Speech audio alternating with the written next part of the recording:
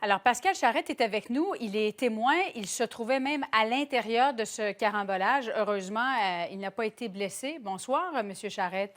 Bonsoir. Bon, on vient d'entendre le ministre des Transports, M. Bonnardel, qui parle d'une bourrasque de vent. Je vais vous laisser raconter comment ça s'est passé. Vous étiez à l'intérieur de votre véhicule. Oui, exactement. Je me dirigeais vers la 15 Sud, comme à tous les jours.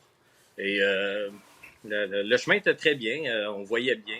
Un moment donné, toujours vers la hauteur du bassin de la Prairie, ça arrive souvent là, dans ce coin-là. Vraiment un rideau de neige, de vent. On voyait très bien, 2 secondes après, on voyait plus rien. La seule chose que je me suis rendu compte, c'était qu'il y avait des véhicules à l'arrêt, puis j'ai commencé à freiner brusquement pour essayer de les éviter. Oi, oi, oi. Et comment vous vous êtes senti là, à l'intérieur? C'est quand même risqué de faire ça, de freiner d'un coup sec sur l'autoroute. Ouais, Évidemment, vous n'aviez pas le choix. ouais, j'ai une petite Toyota Matrix, fait que j'ai quand même réussi à arrêter. La seule chose, c'est qu'il y avait des poids lourds derrière moi, un autobus, une citerne, que eux n'ont pas réussi. Fait que on m'a rentré dedans à l'arrière, puis sur le côté, là, mais j'ai pas grand-chose, mon véhicule, par contre. Donc, votre véhicule est endommagé, mais vous n'avez rien de cassé. Ça, c'est la Ouais, bonne nouvelle. exactement, exactement. Dites-moi, M. Charrette, il y avait de la glace noire en dessous, croyez-vous? Oui, j'ai débarqué de mon véhicule à un moment donné pour aller voir si tout allait bien. On était vraiment sur la glace et je peux vous dire très, très glissant. Même que j'ai sorti, si on n'était pas à l'abri derrière un camion pour nous protéger du vent, là, 30 secondes, puis j'étais gelé. Il fallait que je rentre dans le véhicule. Là. Mais c'était vraiment de la glace noire. Est-ce que votre véhicule fonctionnait toujours? Oui, oui. Les paramédics ont passé, voir si on avait assez d'essence, rester au chaud. Mon véhicule marchait, fait que j'étais très bien. Comment ça se passe lorsqu'on se retrouve dans un carambolage? Parce que normalement, on ne conseille pas aux gens de sortir du véhicule. En même temps, on veut savoir si nos voisins de voiture sont indemnes ou ils sont blessés. Est-ce qu'ils ont besoin d'aide? Qu'est-ce que vous avez fait? Oui, bien, du côté où c'est que j'étais quand même, je me suis fait rentrer dedans, mais j'ai réussi quand même à avancer, fait que pour me protéger et aller sur l'accotement. Un coup que c'était complètement tout à l'arrêt, là, quelques personnes ont sorti, puis on a quand même fait le tour des véhicules.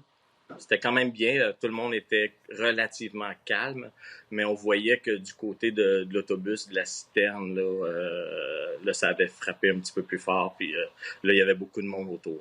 À quelle vitesse vous pourriez dire que vous circuliez à ce moment-là, au moment du carambolage? Je vous dirais 60-70. On roulait pas très vite, mais les trois voies, même celle de droite qui est considérée la voie lente, vraiment, les trois voies, on a frappé. Là. Fait que c'était pas une question de vitesse. C'est vraiment ce coin-là, la bourrasque de vent. On voyait plus rien. Là. C'était Il n'y avait vraiment... rien à faire, si je comprends bien. Là. Non, non, on pouvait pas arrêter. J'ai un véhicule manuel, peut-être que ça donne un petit peu plus de chance. J'ai réussi à éviter les autos, mais en arrière, là, ils n'ont pas réussi du tout. Vous étiez où, M. Charrette, dans ce carambolage? Devant, plus en arrière, au J'étais milieu? plus en arrière, moi. Oui. Parce qu'on Fait voit qu'il y a que, eu plusieurs sections. Je pense que c'est 2 sections de collision. Est-ce que vous étiez dans l'une d'entre elles? oui, j'étais dans celle derrière avec le camion citerne, l'autobus scolaire. Oui. Il y avait des poids lourds. J'ai réussi à avancer à un moment donné pour me mettre sur le côté parce que là, ils nous mettaient en attente. Mais quand on a réussi à avancer un petit peu plus tard, j'ai vu qu'il y avait une deuxième zone d'accident beaucoup plus loin en avant. Fait que j'ai vu qu'il y avait un autobus aussi où c'est que toutes les vitres étaient brisées. J'ai vu différents véhicules qui commençaient à se faire remorquer. Comment est-ce que vous pourriez qualifier, en fait, le travail des intervenants aujourd'hui? Il y avait beaucoup de pompiers, de policiers, de paramédics sur place.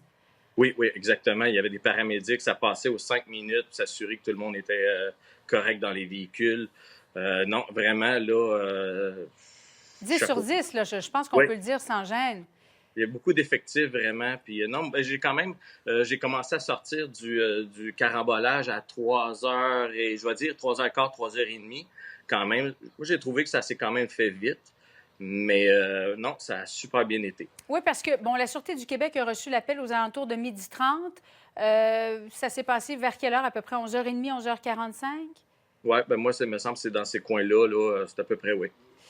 Vous disiez tout à l'heure, je passe là régulièrement. Oui. C'est exact. Le ministre des Transports ne parlait pas d'un endroit qui était accidentogène. Êtes-vous d'accord avec ça? Non, pas du tout. Pas du tout. J'ai passé même le matin en direction nord. Mhm. Il y avait beaucoup de véhicules sur les hasards. C'était très glissant. Ce coin-là, il me semble que j'ai vu qu'ils ont fait des buts pour essayer que le vent ait moins d'effet. Ils ont fait des Mais, clôtures, en fait, mais je pense que ça s'adresse mhm. davantage aux cyclistes. OK, mais en tout cas, où c'est que j'étais, on voyait pas de clôture. Là. Il y a beaucoup de neige, on voyait des buts. Mais le vent, là, c'était vraiment, là, c'était très Une rare. bourrasque de vent là, avec de la neige, mais là, de la neige folle, hein, dans le fond, c'est ça Oui, qui vous a causé un manque de visibilité. C'est vrai que lorsqu'on se retrouve dans une situation comme celle-là, bien, on ne peut pas faire autre chose que d'appliquer les freins. Et sur l'autoroute, évidemment, ce n'est pas conseillé. Heureusement, vous êtes indemne, M. Charette. Merci beaucoup d'avoir pris le temps de nous parler ce soir pour nous raconter ce qui s'est passé. merci à vous. Merci, au revoir.